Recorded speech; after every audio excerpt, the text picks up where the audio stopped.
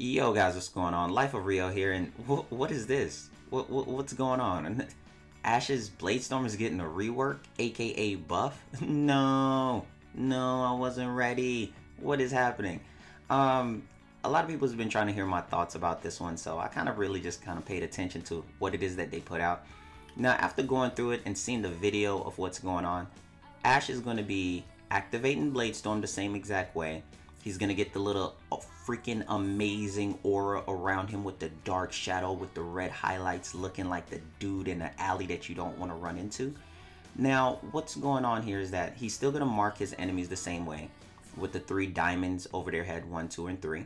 But the cool part about this is that Ash is then going to send out his clones to attack and kill the enemies. Bro, we got a freaking shadow clone jutsu right now. You telling me that me loving Naruto as much as I do, me being a Shinobi fan, me being one of the greatest Ash mains ever, you gonna tell me that you freaking give me a shadow clone jutsu? Oh my god, yes, 2018. Let's get it. Ash main, stand up in the comment section because I want to hear what you guys think about it. Now let's get into some breakdowns for the entire thing, right? Now, does this give you more damage? Yes, it does. Does it give you a different mechanics to play in Ash? Yes, it does. Now, one thing that they did do is that they catered to 2 different audiences. They catered to the people that for some reason still love the animation. So if you activate it, you can send your clones out and you can create synergy between it, because while your clones are attacking, you yourself can go into the animation by using teleport on those targets, and you will start doing BladeStorm to help out your clones. Now, what is that going to do for you? Why would you get into the animation yourself? One, that will boost it to give you more DPS, and let's say you're using arcane trickery, that will increase your chances, I would say, for getting trickery to go off. That will then give you invincibility period for, let's say you're in a really bad situation, you just want to get out of it. Now for this one, also remember that BladeStorm, while it's active, does take a lot of energy, but you can half the cost of it by it being invisible, so you can do that as well. Now, while you're doing that, all of that boosting your damage, increasing your different ranges of gameplay, I think the best thing about this is that it boosts his DPS tremendously. Now, the weird part to me is that Scott said that this is what he would never do because it was too strong, but then he did it. So, Scott, take your L, bro. So, the thing about this one is that I wanted to point out again, is it's one of the biggest buffs to DPS, I would say, in the game for a single frame. We all know that out of all the male frames in the entire game for doing survival, Ash is easily the best frame in the entire game that cannot be outdone by any other male frame. I don't care what you say in the comment section. If you say another frame is better than Ash that's a male frame, you better come with some facts. Ash has scaling damage to scale with the enemies with Seek and Shuriken. He now has this super buff to BladeStorm. Now here's the thing, even if the BladeStorm damage isn't going to be substantial, it doesn't matter, because you can strip armor, you can add to it, you can be creative. We're not going to be just one sight looking down a railway and just be like, oh, it's just going to be BladeStorm. No, you can be creative, you can add to it, you can use weapons, synergies, and completely wreck with this whole thing. And remember, I don't know how I feel about his augment though, his BladeStorm Rising Storm augment, because I know you can send out your clones, and that's going to be a way to build up combo multipliers for you.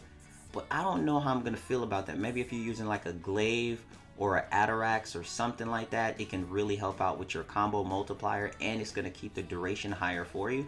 But that's a different build for a different time until we get it. Next thing that I want to know, are they going to give Ash more energy? It is very energy dependent.